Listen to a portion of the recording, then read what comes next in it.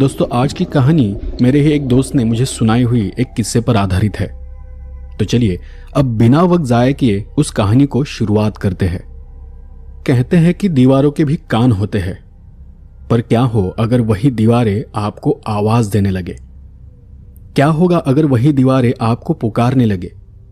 तो शायद आप भी डर जाएंगे, या फिर डर के मारे उस जगह को, उस घर को छोड़कर भाग जाएंगे, हमेशा हमेशा के लिए। मैं आज आपको एक ऐसी ही घटना के बारे में बताने वाला हूं। मेरे साथ घटी यह घटना करीबन 17 से 18 साल पुरानी है। तब मेरी ट्रांसफर हो गई थी। मुझे नौकरी लगकर 6 साल पूरे हो गए थे और नौकरी के पहले साल में ही मेरी शादी हो गई थी। मेरी शादी मेरे ऑफिस के ही एक कलीग से हुई थी। आशा नाम था उसका। ट्रांसफर के वक्त हमारी शादी को 4 साल पूरे हो चुके थे और हमें एक पूर्वा नाम की बेटी भी थी। ट्रांसफर होने के बाद अगले 2-3 दिन में ही मैंने नई जगह पर जाकर हमारे रहने का बंदोबस्त कर लिया। उसके अगले 2 दिन तक हमने हमारा सारा सामान पैक कर लिया और फिर अपनी बेटी पूर्वा को अपनी मां के घर छोड़ दिया। ठीक 6ठे दिन पर हम सारा सामान लेकर हमारे नए घर की तरफ निकल पड़े। ट्रांसफर होने के बाद हमें नई जगह पर जाने, सामान शिफ्ट करने के लिए 7 दिन की छुट्टी मिलती है और 8वें दिन हमें ऑफिस अटेंड करना पड़ता है। उन सब बातों को ध्यान में रखते हुए मैंने अपना पूरा नियोजन किया था और एक दिन पहले ही मैं वहां पहुंच गया था। वो घर वैसे बहुत अच्छा और बड़ा था। उसका निर्माण पुराने जमाने का था, पत्थरों से बना हुआ, इसलिए बाहर से वो किसी किले या किसी महल जैसा लगता था और अंदर से उतना ही ठंडा। इसी कारण मुझे वो घर काफी पसंद आया था। दूसरी बात यह थी कि उस घर का किराया मेरे अपेक्षा से बहुत ही कम निकला, इसलिए फिर मैंने बिना वक्त गवाए झट से व्यवहार को पूरा कर लिया और उसी दिन एग्रीमेंट पेपर भी बनवा लिए। मेरे ऑफिस से वो घर करीबन 20 मिनट की दूरी पर था। उस दिन बुधवार का दिन था। हमें वहां पहुंचते पहुंचते शाम के 4 बज गए थे। मकान मालिक ने कहा था कि हमारे आने से पहले वो उस घर को साफ कर लेगा, लेकिन हम जब वहां पहुंचे तो देखा कि वहां पर कोई भी नहीं था, कुछ भी साफ सफाई नहीं थी। उल्टा घर के सामने किसी ने कोई हवन या कोई पूजा करवाई थी। बाकी खिड़की दरवाजे सब कुछ वैसा का वैसा था। मकान मालिक ने मुझे चाबी भी नहीं सौंपी थी। उसने मुझे यह बताया था कि वो यहां मेरे आने से पहले ही चाबी लेकर पहुंच जाएगा, लेकिन यहां पर तो कोई नहीं था। आसपास मकान तो थे, लेकिन एक दूसरे से कुछ दूरी पर बने हुए थे। वहां के हालात देख लग रहा था कि आसपास पूछताछ से भी कुछ हल नहीं निकलेगा। टेम्पो चालक और हम कुछ देर वहां मकान मालिक के आने का इंतजार करते बैठे रहे, लेकिन फिर भी वहां कोई नहीं आया। मकान मालिक का घर वहां से 1 घंटे की दूरी पर था। मैंने 3-4 बार उनके घर पर फोन भी किया, लेकिन किसी ने भी फोन नहीं उठाया। इसलिए वहां जाकर वापस आना मतलब मेरे लिए वक्त जाया करने जैसा था। आखिरकार और थोड़ी देर इंतजार कर हमने घर के ताले को तोड़ने का निर्णय लिया और फिर जैसा तय हुआ था हमने और आधा घंटा इंतजार किया। मकान मालिक की राह देखकर आखिरकार हमने उस ताले को तोड़ दिया। ताला तोड़ दरवाजा खोलते ही एक गंदी सड़न भरी बदबू का झोंका हमारे चेहरे पर आ गया। बहुत ही गंदी बदबू थी, जैसे अंदर कुछ सड़ रहा हो, कोई कुत्ता, बिल्ली या कोई जानवर। मैं और मेरी पत्नी हम अपनी नाक पकड़कर घर के अंदर चले गए। वैसे तो उसे भी वो घर काफी पसंद आया था, लेकिन वहां की शांति देखकर उसे थोड़ा अजीब लगा। अंदर जाने पर दुर्गंध और भी तेज हो गई। उसे सूंघकर आशा को उल्टी जैसा हुआ और वो दौड़ते हुए घर से बाहर चली गई। मैं भी उसके पीछे पीछे बाहर आ गया। उसने उल्टी करते हुए मुझसे कहा, बहुत ही तेज दुर्गंध है, कुछ सड़न जैसी। तब तक ड्राइवर गाड़ी में ही बैठे बैठे सो रहा था। मेरी पत्नी की आवाज सुनकर और उसकी हालत देख वो गाड़ी से नीचे उतर आया और नीचे उतरकर उसने चिंतित होकर पूछा, क्या हुआ इन्हें? मैंने आशा की पीठ पर थपथपाते हुए कहा, कुछ नहीं, बस कोई चूहा वगैरह अंदर मरा पड़ा है, उसी की दुर्गंध फैली है। ड्राइवर भी उस घर के दरवाजे के पास चला गया और उसने एक नजर अंदर झांक कर देखने का प्रयास किया। पर कुछ ही पल में वो भी नाक पकड़कर हमारे पास आकर खड़ा हो गया। वहां आकर उसने एक गहरी सांस लेते हुए कहा, सच में बहुत तेज बदबू है। फिर मैंने अपनी जेब से रुमाल निकालते हुए उसे कहा, अंदर जाकर देखना पड़ेगा कि क्या मामला है। ड्राइवर ने भी मेरी हाँ में हाँ मिलाई और कहा, हाँ हाँ, मुझे भी वापस जाना है, देर हो रही है। मैंने अपने नाक पर रुमाल बांध लिया और फिर से दरवाजे की तरफ चला गया। ड्राइवर भी अपने चेहरे पर रुमाल बांधकर मेरे पीछे पीछे चला आया। अंदर की तेज दुर्गंध से वहां रुकना भी बहुत कठिन था। हमने पहले अंदर जाते ही हॉल में ढूंढ कर देखा, लेकिन वो दुर्गंध शायद अंदर से कहीं से आ रही थी, तो हम दोनों भी हॉल से थोड़ा आगे चले गए। वो दुर्गंध और तेज हो गई। हमने किचन में झांक कर देखा तो किचन पूरा खाली था। न कोई बर्तन था, न कोई सामान। वहां पर बस फर्श पर धूल जमी हुई थी। सबसे आखिर में हम बेडरूम की तरफ चले गए। अंदर देखा तो दोनों भी हैरान रह गए। अंदर एक कौवा मरा हुआ था। हम हैरान इसलिए नहीं थे कि वहां कौवा मरा हुआ था, हम इसलिए हैरान थे कि वो दीवार से चिपका हुआ था और उसका खून दीवार से बहते हुए नीचे फर्श तक आ गया था, जैसे किसी ने उसे उड़ते हुए ही उस दीवार पर भेज दिया हो। वो दिखने में इतना भयानक लग रहा था कि उसका वर्णन करना भी बहुत कठिन था। मैंने मेरी पत्नी आशा को कुछ देर बाहर ही रुकने को कहा। फिर बाहर से कुछ लकड़ी और एक थैली लाकर उस सड़े और गले हुए कौवे के शरीर को दीवार से हटाकर उस थैली में भर लिया। उसके बाद उस कमरे की सारी खिड़कियां खोल दी। कुछ देर बाद वहां की हवा साफ होती चली गई। घर के अंदर की वो सड़ी बदबू धीरे धीरे कम होती गई। मैं उस सड़े हुए कौवे को घर से काफी दूर फेंक कर वापस आ गया, लेकिन मैंने फिर भी मेरी पत्नी को नहीं बताया कि वहां क्या था। मैंने उसे बस इतना कहा कि अंदर एक चूहा था। उसके बाद अंदर जाकर मैंने खुद ही उस दीवार को साफ कर लिया। सब कुछ नॉर्मल होते होते अंधेरा होना शुरू हो गया था। हमें सिर्फ एक बात से राहत थी कि हमारे आने से पहले मकान मालिक ने उस घर में लाइट और पानी की व्यवस्था कर दी थी। सामान घर में रखते वक्त हमें आते जाते उस हवन की तकलीफ होने लगी, इसलिए फिर आशा ने उसे थोड़ा रास्ते से दूर कर दिया। कुछ देर बाद मेरी पत्नी ने मुझसे पूछा, ये यहां किसने किया होगा? मैंने कुछ सोचकर कहा, मकान मालिक ने मुझे पहले ही बताया था कि वो नया किराएदार रखने से पहले घर की शांति करवाता है। ये शायद उसी की पूजा होगी। मैंने उससे ये बताया, लेकिन मैं खुद इस बात को सोचकर चिंतित था कि मकान मालिक अब तक क्यों नहीं आया। पता नहीं क्या कारण था। वो कहीं अटक गया था या फिर वो हमें भूल गया था। 1.5 घंटे बाद हमने सारा सामान घर के अंदर रखवा दिया। ड्राइवर बहुत ही अच्छा आदमी था। उसने हमारी बहुत मदद की। अब तक गहरा अंधेरा हो चुका था। आशा ने गड़बड़ी में किसी तरह गैस चालू किया और ड्राइवर के लिए चाय और पोहा बनाया। उसे खाकर ड्राइवर वहां से वापस अपने घर के लिए निकल पड़ा। सब सामान उतर चुका था। उसे बस अपनी जगह पर लगाना और सजाना बाकी था। ड्राइवर के जाने के बाद मैंने और आशा ने उस पूरे घर में झाड़ू पोछा कर लिया। जितना जरूरत का सामान था, जो भी छोटा मोटा हल्का फुल्का सामान था, उसे हमने लगा लिया। इन सब में रात के 11 बज गए। हम दोनों भी बहुत ज्यादा थके थे। पहले ही ट्रैवल की थकान थी और अभी सामान को यहां वहां लगाना, इसमें और ज्यादा थक गए थे और ज्यादा कमजोर हो गए थे। अंदर के कुछ कमरे साफ करना बाकी था, इसलिए वो रात हमने हॉल में ही बिताने का निर्णय लिया और वहीं एक जगह पर बिस्तर डाल दिया। बिस्तर डालते ही मैं सुस्ता कर बिस्तर पर लेट गया और आलस देते हुए अपनी आंखों को मसलने लगा। आशा ने उस बिस्तर पर बैठते हुए मुझसे कहा, ये मकान मालिक अभी तक नहीं आया।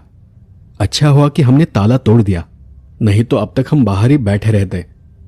उसकी बात सुनकर कुछ देर के लिए मैं भी सोच में पड़ गया। सच में मकान मालिक भूल गया था या फिर उसके साथ कुछ हुआ होगा। यहां आने के बाद से मुझे कुछ तो अजीब लग रहा था। मैंने उससे कहा, कुछ अड़चन में पड़ गया होगा या फिर कोई जरूरी काम आ गया होगा। वैसे भी मैंने एग्रीमेंट करवा लिया है और उसकी कॉपी भी मेरे पास है, तो हमें डरने की कोई जरूरत नहीं। उसने फिर से संदेह से एक सवाल किया, अंदर के कमरे में चूहा ही मरा था ना, या कुछ और था? मैंने उसकी तरफ बिना देखे जवाब दिया, नहीं, वो चूहा ही था, बस आकार में बड़ा था। मैंने करवट बदलकर सोते हुए उसे कहा, अच्छा चलो अब सो जाओ, बहुत रात हो गई है। हम दोनों भी बहुत ज्यादा थके हुए थे। कुछ ही देर में मेरी आंख लग गई। मैं तब इतना गहरी नींद में था जैसे मैंने कोई नशा कर लिया हो। कुछ देर बाद मुझे कुछ महसूस होने लगा। जब मुझे मेरे हाथों पर कुछ रेंगता हुआ महसूस हुआ। थकावट और नींद के कारण मैं अपनी आंखें खोल नहीं पा रहा था। वो एहसास किसी कीड़े जैसा था, जैसे किसी कीड़े के पैर चुभते हैं। ये चुभन भी बिल्कुल वैसी ही थी। धीरे धीरे वो चुभन बढ़ती चली गई और फिर ऐसा लगा जैसे वो कीड़ा रेंगते हुए कहीं पर रुक गया हो। अचानक से उसके नुकीले पैर की चुभन मुझे अपने चेहरे पर महसूस होने लगी। मैं झट से हाथ से अपने चेहरे को झटकने लगा। घबराकर अपनी आंखें खोली। देखा तो एक बहुत ही भयानक सा, अजीब सा दिखने वाला चेहरा ठीक मेरे चेहरे के सामने चमक उठा और कुछ ही क्षण में गायब हो गया। मैं घबराकर उठकर बैठ गया। मैंने अपने आसपास देखा पर वहां कुछ भी नहीं था। मेरी आवाज सुनकर मेरी पत्नी भी जाग गई और उसने घबराते हुए मुझसे पूछा, क्या हुआ? कोई सपना देख लिया क्या? मैं जोर जोर से हाँफ रहा था। मैंने सबसे पहले अपने आप को शांत किया और कहा, कुछ नहीं, कोई कीड़ा था शायद, हाथ पर रेंग रहा था। कीड़ा शब्द सुनते ही वो घबराकर खड़ी हो गई। वो छलांग लगाकर सोफे पर जाकर खड़ी हो गई और वहीं से उसने लाइट चालू की। मैंने बैठे बैठे उस पूरे बिस्तर पर अपने हाथ को फेरते हुए देखा, पर वहां कोई कीड़ा नहीं था और तब तक मैं भी शांत हो चुका था। मैंने आशा को समझाते हुए कहा, कोई छोटा मोटा कीड़ा था, अब तक चला भी गया होगा, इसमें इतना घबराने की क्या बात है, नया घर है तो इतना तो चलता है। लेकिन उस वक्त मेरे दिमाग में कुछ और ही विचार घूम रहे थे। मकान मालिक ने कहा था कि वो मेरे आने से पहले यहां आ जाएगा, लेकिन उसका कहीं पर अता पता नहीं था। पता नहीं, पर मैंने अभी अभी जो देखा वो सच था या कोई भ्रम था। मैंने भले ही उस चेहरे को एक पल के लिए देखा था, पर वो रहस्यमय मुस्कान, वो बड़ी बड़ी सफेद आंखें और वो सड़ा हुआ चेहरा, वो सब कुछ बार बार मेरी नजरों के सामने आ रहा था। उस बिस्तर को ठीक से देखने और जांचने के बाद आशा सोफे से नीचे उतर आई। सोफे से उतरते ही उसने कहा, रुको, बेडरूम से मैं एक और चादर लेकर आती हूं। कीड़े की बात को लेकर वो अब भी घबराई हुई थी। हमने कुछ सामान बेडरूम के अंदर रखवा दिया था, जिसमें हमारा एक बेड भी था और उसी बेड के अंदर हमारी सारी चादरें थी। आशा सीधे बेडरूम के अंदर चली गई। मैंने वहां से उठकर हॉल की खिड़की को खोल दिया और फिर से बिस्तर पर आकर बैठ गया। उस वक्त बार बार मुझे वही भयानक चेहरा याद आ रहा था। बिस्तर के पास रखे हुए बर्तन से मैंने पानी पी लिया और फिर से अपने आप को समझाने लगा कि शायद नई जगह होने की वजह से मुझे यह सब भ्रम हो रहा है। आशा को बेडरूम में जाकर बहुत वक्त हो गया था, लेकिन अब तक वो बाहर नहीं आई थी। बेडरूम की लाइट भी कब की चालू होकर बंद हो चुकी थी, लेकिन वो अब भी अंदर थी। न रहकर मैंने उसे आवाज दी, आशा, पर मुझे अंदर से कोई आवाज नहीं आई। कुछ सेकंड रुककर मैंने फिर से उसे आवाज दी, आशा, क्या हुआ, चादर नहीं मिल रही क्या? तब मैंने महसूस किया कि एक सड़न भरी बदबू फिर से घर के अंदर बढ़ने लगी है। मैंने सोचा कि मैंने अभी अभी तो खिड़की को खोला था, शायद ये बदबू बाहर से कहीं से आ रही होगी। मैंने खिड़की की तरफ देखा तो खिड़की बंद थी। वो देख मैं हैरान रह गया, क्योंकि मुझे अच्छे से पता था कि अभी कुछ देर पहले मैंने उस खिड़की को खोला था। कोई आवाज नहीं, फिर भी वो खिड़की अचानक कैसे बंद हो गई? मुझे वो सब कुछ बहुत ही अजीब लगने लगा था। मैं वहां से उठकर आशा को आवाज देते हुए बेडरूम की तरफ जाने लगा। आशा, कहां हो तुम मेरी बात का जवाब क्यों नहीं दे रही? बेडरूम के अंदर बहुत घना अंधेरा था। बदबू अंदर से ही कहीं से आ रही थी। उस दुर्गंध से मैंने अपनी नाक पकड़ ली और दरवाजे के पास लगा लाइट का बटन चालू कर दिया। अंदर देखा तो आशा सामने की दीवार को सर लगाकर एकदम शांत और एकदम सीधी खड़ी थी। मैंने फिर एक बार उसे आवाज दी, आशा, ये तुम क्या कर रही हो? मेरी उस बात का भी कोई जवाब नहीं आया। वो बस एकदम सीधी खड़ी थी। हाथ पांव एकदम सीधे अकड़े हुए थे। हाथों की उंगलियां भी एकदम सीधी दिखाई दे रही थी। चेहरा ऊपर की तरफ था और उसका पूरा शरीर अकड़न से थरथरा रहा था। मैं धीरे से उसके पास चला गया। उसके करीब जाकर थोड़ा दूर से ही उसके चेहरे को देखा। उसकी आंखों की पुतलियां ऊपर चढ़ी हुई थी। हाथ पैर समेत उसका पूरा चेहरा ही थरथरा रहा था। उसकी वो हालत देख मैं घबरा गया और फिर मैंने उसके कंधे को पकड़कर उसे हिलाते हुए आवाज दी, आशा, तुम ठीक तो हो ना? आशा को छूते ही वो एकदम से होश में आ गई और नॉर्मल होकर बेड के पास जाकर चादर को ढूंढने लगी। मैं भी कैसी पागल हूं, यहां आकर भूल ही गई कि मैं यहां चादर लेने आई थी। ये कहकर वो चादर उठाकर सीधे कमरे से बाहर चली गई, ऐसा जैसे कुछ हुआ ही ना हो या फिर उसे कुछ पता ना हो कि उसके साथ यहां क्या हो रहा था। उसका बर्ताव बहुत ही अजीब था। मैं खुद उसे देखकर चौंक गया था। मैंने एक नजर उस दीवार को देखा। वो एक साधारण सी दीवार जैसी थी। फिर मैंने उस दीवार पर अपने हाथ की मुट्ठी को पटक कर देखा। तब मुझे एहसास हुआ कि यह दीवार बाकी दीवारों से अलग है। वो दीवार सीमेंट की बनी थी, जबकि बाकी सभी दीवारें पत्थरों से बनी हुई थी। मैं कुछ सोचता हुआ उस स्विच को बंद करके सीधा वहां से बाहर चला गया। हॉल में आकर देखा तो आशा अपने ऊपर चादर ओढ़कर सो गई थी। मेरे वहां आने तक उसकी आंख तक लग गई थी। मैं भी उसके पास लेट गया। मैं सोने की कोशिश कर रहा था, पर एक बात जो मुझे सता रही थी वो ये कि इस घर में कुछ तो अजीब हो रहा था। वो गंदी बदबू अपने आप ही आनी बंद हो गई थी। खिड़की भी अब खुली थी। मैं आशा की तरफ मुंह करके सो गया और गौर से उसके चेहरे को देखने लगा। उसके चेहरे पर कोई हलचल नहीं थी। खिड़की से ठंडी हवा के झोंके घर के अंदर आ रहे थे।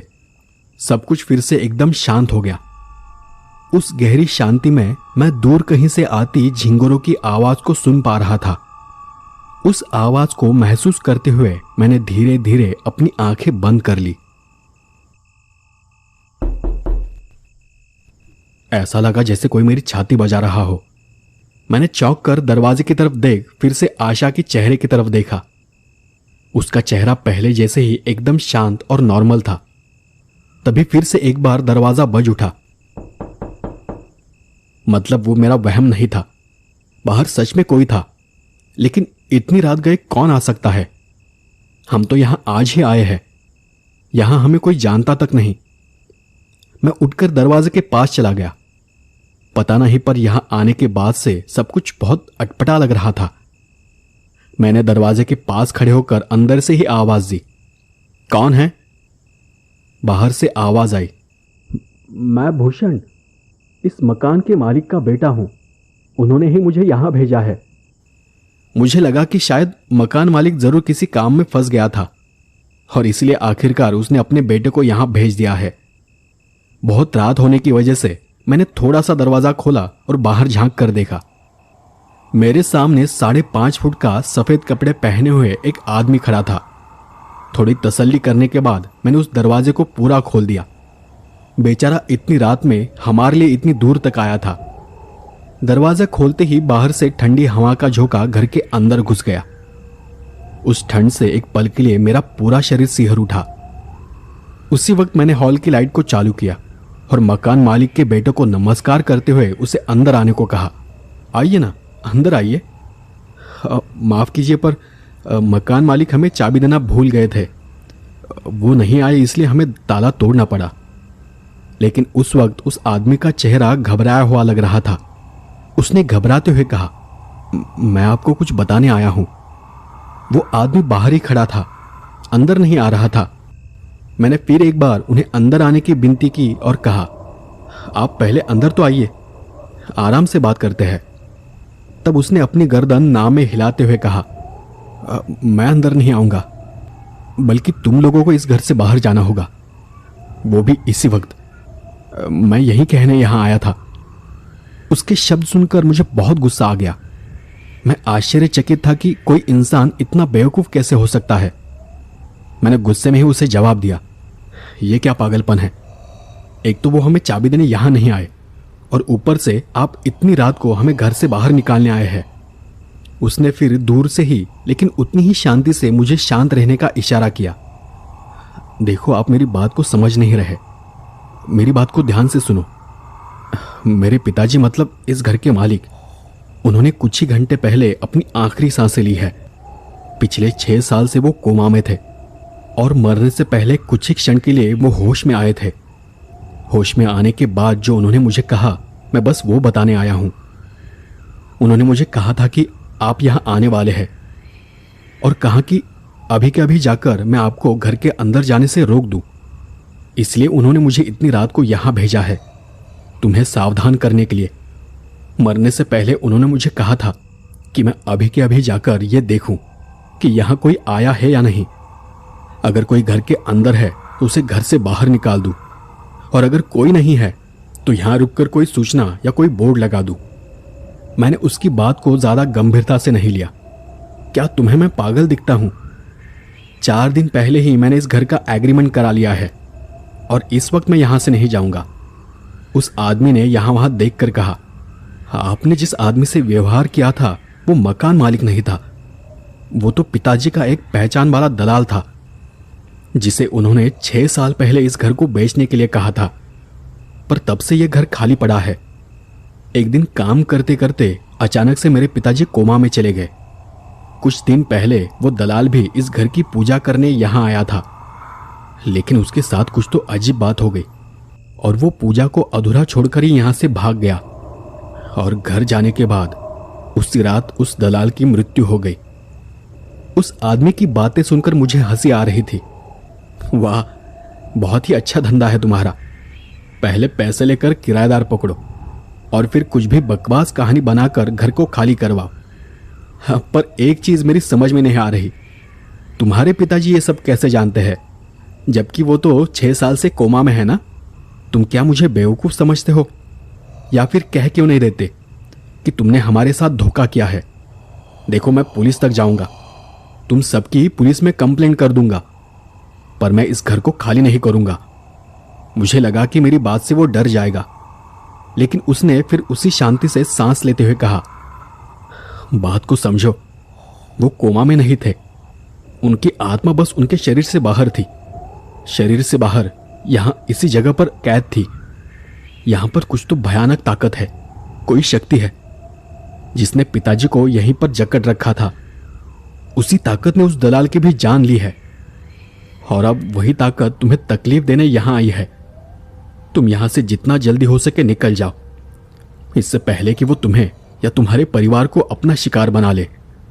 मेरे पिताजी की मृत्यु का मतलब यही है कि उस शैतानी ताकत ने पिताजी की आत्मा को हमेशा हमेशा के लिए छोड़ दिया है, उन्हें मुक्त कर दिया है। मैंने फिर से उसकी इस बात पर हंसते हुए पीछे मुड़कर देखा तो आशा अपनी जगह पर लेटी हुई नहीं थी। मैंने फिर एक नजर उस आदमी के चेहरे को देखा, वो भी हैरानी से मुझे देख रहा था। उसी वक्त बेडरूम का दरवाजा धड़ाम से बंद हो गया। अंदर की लाइट तेजी से झपकने लगी और उस शांत कमरे में एक दर्द से भरी आवाज गूंज उठी। उस आवाज को सुनकर हम दोनों भी घबरा गए। मेरे चेहरे की तरफ देखकर वो समझ गया कि कुछ तो बुरा होने वाला है। हम दोनों भी दौड़कर बेडरूम की तरफ चले गए। बेडरूम की लाइट बंद चालू हो रही थी। मैंने दरवाजा खोलने की कोशिश की, लेकिन दरवाजा अंदर से बंद था। मैं वहीं खड़े होकर आशा को आवाज देने लगा। हमें अंदर से बहुत ही अजीब एक तरह की घू घू की आवाज आ रही थी। तभी अचानक से फिर वही गंदी बदबू उस शीतल हवा में हर तरफ फैलती चली गई।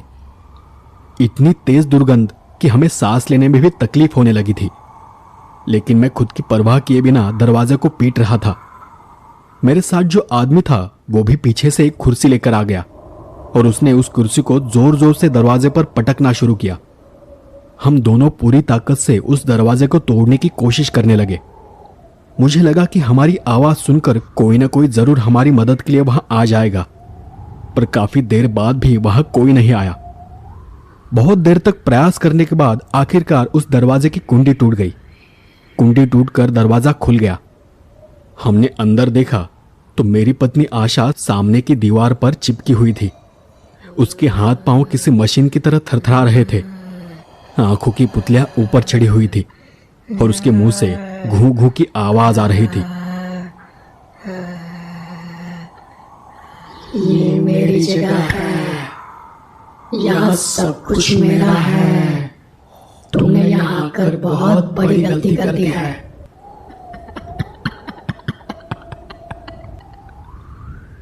वो नजारा देख मैं भौचक्का रह गया। उस आदमी की बात सच थी।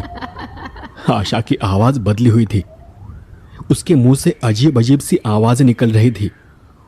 हम दोनों आशा को पकड़कर उस दीवार से उसे नीचे खींचने की कोशिश कर रहे थे, पर उसकी ताकत के सामने हमारी ताकत कम थी। मैं घबराकर वहां जो भी बुरी ताकत थी उससे माफी मांग रहा था। आशा की हालत और भी खराब होती चली गई। उसकी आंखें बहुत लाल हो चुकी थी, मुंह से खून निकल रहा था। मैं उस ताकत के सामने गिड़गिड़ाने लगा, उसकी जान की भीख मांगने लगा। तभी उस आदमी को शायद कुछ याद आ गया। उसने आशा को छोड़ अपनी जेब से कुछ कपड़े की थैली निकाली और उसमें से कुछ राख निकालकर उसे आशा के शरीर पर छिड़कना शुरू कर दिया। वो भस्म शरीर पर पड़ते ही आशा धड़ाम से नीचे गिर पड़ी। उसका शरीर झटकना बंद हो गया। उसी पल उस आदमी ने वही हाथ मेरे माथे पर रगड़ दिया और उसी भस्म को अपने माथे पर भी लगाया। फिर हम दोनों भी आशा को उठाकर घर के बाहर लेकर चले गए। सिर्फ घर से बाहर ही नहीं, बल्कि उस घर से दूर चले गए। घर से बाहर जाते ही घर का दरवाजा अपने आप बंद हो गया। दूर जाने के बाद हमने एक सवारी की और आशा को लेकर सीधे अस्पताल चले गए। वो आदमी अभी भी मेरे साथ था। अस्पताल जाकर हमने आशा को भर्ती कराया। आशा करीबन 10 से 12 घंटे तक बेहोश थी। उस आदमी ने मेरी बहुत मदद की। उसने अपनी पहचान से मेरे रहने का इंतजाम करवा दिया। उस पुराने घर से मेरा सामान हटाया। होश में आने के बाद मैंने आशा को उस हादसे के बारे में बताया। मेरे लिए खुशी की बात यह थी कि उस घटना के वक्त हमारी बेटी हमारे साथ नहीं थी, और दूसरी खुशी की बात यह थी कि आशा सही सलामत थी। बाकी लोगों की तरह उसके साथ कुछ अजीब नहीं हुआ था। सब हालात ठीक होने के बाद उस मकान मालिक के बेटे ने मुझे बताया कि उसके पास जो भस्म था उसी के कारण उसके पिताजी इतने साल तक जिंदा थे। भले ही वो कोमा में थे, लेकिन उसी भस्म के कारण वो सांस ले रहे थे। मैं तो हर बार बस ये सोच रहा था कि अगर वो आदमी वक्त पर वहां नहीं आया होता तो न जाने हमारे साथ क्या से क्या हो जाता। उस घटना के बाद, उस हादसे के बाद, वो सब कुछ देखने और सहने के बाद मैं कभी भी उस घर या उस गली के पास तक नहीं गया। उसके बाद कभी नहीं।